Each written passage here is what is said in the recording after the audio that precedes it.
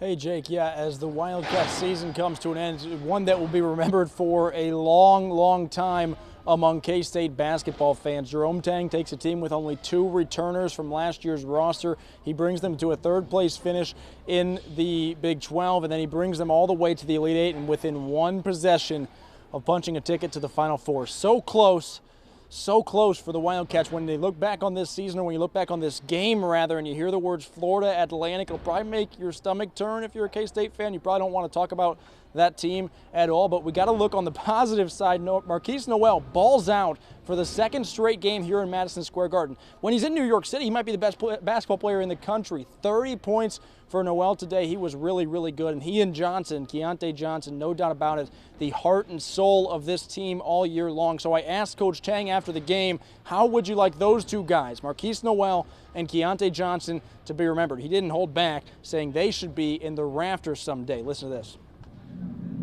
I think both of their numbers should go in the rafters at some point in time.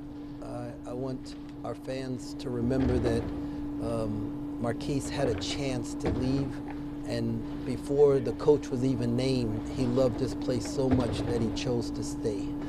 And that Keyontae Johnson could have went a lot of places in America, and he wanted to come play in front of our fans because we got the best fans in the country. You know, they're going to be remembered as legends because they brought a program from the ground up. And, you know, like Coach Tang said earlier, you know, nobody would have ever believed that we was going to make it to the Elite 8. And, you know, they carried us on their back. You know, we followed their lead, and, you know, we still came up short, but it's still something to be happy about. Something to be happy about for sure. A special season, a sour ending, but a special season. The alley-oops, the between-the-leg passes. This team was on SportsCenter more than I think I've ever seen before.